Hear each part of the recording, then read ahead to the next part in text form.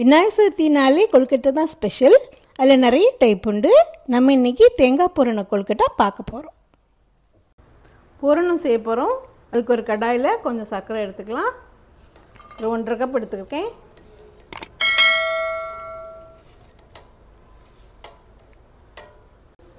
அது கூடயே ஒரு தேங்காய் துருவி வச்சுருக்கேன், அதையும் போட்டுடலாம்.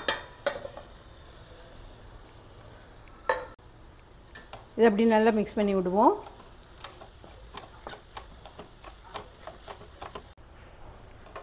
வெல்லம் நல்லா மெல்ட் ஆக ஆரம்பிக்குது. இது அந்த தேங்காய் கூட சேர்ந்து நல்லா உருகி ஒரு பூரணம் மாதிரி வரட்டும். அது வரைக்கும் நம்ம வெயிட் பண்ணுவோம். நல்லா தேங்காயெல்லாம் சர்க்கரை கூட சேர்ந்து நல்லா இறுகி ரெடி ஆயிடுச்சு. ஃப்ளேவருக்காக நம்ம கார்டமன் பவுடரும் சுக்கு பவுடரும் சேர்த்து பிடிச்சி வச்சுருக்கோம், அதை போட்டுடலாம். அப்புறம் நெய் ஒரு 2 ஸ்பூன் நெய் விட்டுக்கலாம். போட்டு நம்ம அதை மிக்ஸ் பண்ணி விட்டுக்கலாம். இது பூரணம் ரெடி ஆகிடுச்சு. இது கொஞ்சம் ஆற வச்சுக்கோங்க. அப்புறம் அதுக்குள்ளே நம்ம ஸ்டஃப் பண்ண போகிறோம். பூரணம் ஆறினோடனே இந்த மாதிரி சின்ன சின்ன பால் மாதிரி உருட்டி வச்சுக்கோங்க. கொழுக்கட்டை செய்கிறதுக்கு அரிசி மாவை லைட்டாக வறுத்துக்கலாம். நான் 1.5 கப் மாவு எடுத்திருக்கேன். ஏன் வறுக்கிறோன்னா அதில் லைட்டாக ஈரப்பதம் இருந்தாலோ அது போயிடும். அதுவும் இல்லாமல் நல்லா சாஃப்டாக வரும். அதனால தான் நம்ம வறுக்க போகிறோம். நான் இது கடையிலேருந்து வாங்கியிருக்கேன் இந்த மாவு. நீங்கள் வீட்டில் செய்கிறதா இருந்தால் பச்சரிசியை 2 மணி நேரம் ஊற வச்சுட்டு அதை நிழலில் லைட்டாக தண்ணி வந்து அது போகிற வரைக்கும் வளர்த்திட்டு நல்லா மிக்சியில் அரைச்சிக்கோங்க. இல்லைன்னா மிஷினில் கொடுத்து அரிசி வாங்கிக்கோங்க. அந்த மாவு நம்ம கொழுக்கட்டை செய்யறதுக்கு யூஸ் பண்ணிக்கலாம். இந்த மாவு 2 நிமிஷம் வறுத்துட்டு அதுக்கப்புறம் அந்த மாவு போட்டு பிசைய போகிறோம். அதுக்கு ஒரு பிஞ்சு சால்ட் வச்சுட்டு அதில் நம்ம கொதிக்கிற தண்ணியை ஊற்றிக்கலாம். ஊற்றி நம்ம கொழுக்கட்டைக்கு எப்போவும் பிசைவோம் இல்லை, இடியாப்பத்து கொழுக்கட்டை அது மாதிரி நல்லா திக்காக பிசைஞ்சிக்கலாம். இந்தளவு திக்காக பிசைஞ்சிட்டு சூடாக இருக்குது, கொஞ்சம் மூடி வச்சுருங்க. அப்புறம் கொஞ்சம் ஆறின பிறகு நம்ம கொழுக்கட்டை மாதிரி பண்ணலாம். மாவு கையில் ஒட்டாமல் இருக்கிறதுக்கு எண்ணெயோ நெய்யோ தடவிக்கோங்க.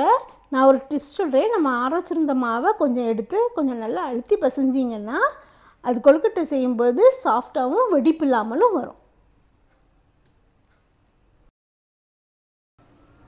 மோல்டு எதுவும் இல்லைன்னா நீங்கள் நார்மலாக நம்ம மோதகம்லாம் பண்ணுவோம்ல, அது மாதிரி சின்ன கொழுக்கட்டையாக எடுத்துக்கோங்க. இப்படி கையில் வச்சு இப்படி லைட்டாக பரத்திக்கலாம்.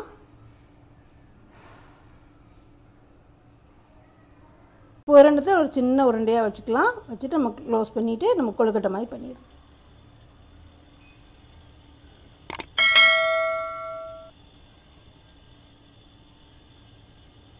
இந்த மாதிரி பூரணம்லாம் தெரியாத மாதிரி நல்ல உருண்டையாக உருட்டிக்கோங்க. ஆர்டினரி கொழுக்கட்டை மாதிரி இல்லாமல் மோல்டு எதுவும் இருந்துச்சுன்னா அதில் செய்கிறதுக்கு இந்த மாவு கொஞ்சம் எடுத்து இது மாதிரி சப்பாத்தி மாதிரி பரப்பிக்கோங்க. இல்லைன்னா ஒரு ஷீட் இருந்ததுன்னா அதில் லைட்டாக ஆயில் தடவி இது மாதிரி பரப்பிங்கன்னா கொஞ்சம் ஈஸியாக இருக்கும். லைட்டாக அந்த சப்பாத்தி மாதிரி தேய்ச்சோம்ல, அதை நம்ம இந்த மோல்டில் கொஞ்சம் நெய் தடவிட்டு இதை இப்படி வச்சிடலாம். இப்படி லைட்டாக அப்படி ப்ரெஸ் பண்ணி விட்டுட்டு நம்ம செஞ்சு வச்சுருந்தோம்ல அந்த பூரணத்தை இதில் சென்டரில் வைக்க போகிறோம். அந்த சைடு கொஞ்சம் இந்த சைடு கொஞ்சமாக வைங்க.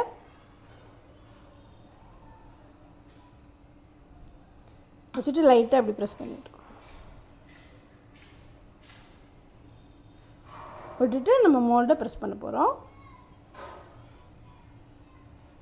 இந்த எக்ஸஸாக இருந்ததில் நம்ம எடுத்துடலாம். இந்த மாதிரி கொழுக்கட்டையாகவும் பண்ணிக்கலாம், இந்த மாதிரி ஒரு ஷேப்பாகவும் பண்ணிக்கலாம். மோல்டு இருந்ததில் இந்த மாதிரி கூட பண்ணிக்கலாம். நம்ம இட்லி பானையில் ஸ்டீமர் வச்சுட்டு அதில் லைட்டாக எண்ணெய் விட்டுருக்கேன். அதை லைட்டாக அப்படி தடவிக்கோங்க. அப்போ தான் அந்த ஒட்டாமல் ஈஸியாக எடுத்துடலாம்.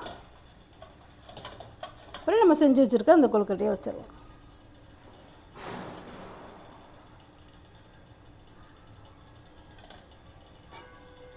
அது வேகட்டும். ஒரு 10 நிமிஷம் வெந்த பிறகு நம்ம எடுத்துடலாம். நம்ம மூடி வச்சிடலாம். ஒரு 10 நிமிஷம் வேகட்டும். வெந்துருச்சு, நம்ம எடுத்துடலாம். தேங்காய் பூரண கொழுக்கட்டை ரெடி ஆயிடுச்சு. இது நீங்கள் வீட்லேயே செஞ்சு பாருங்கள். எப்படி இருக்குன்னு கமெண்ட் பண்ணுங்கள். சேனலை சப்ஸ்கிரைப் பண்ணி சப்போர்ட் பண்ணுங்கள். ஓகே, தேங்க்யூ, பாய். நெக்ஸ்ட் வீடியோவில் வேறு ரெசிபி பார்க்கலாம். Please like, share and subscribe.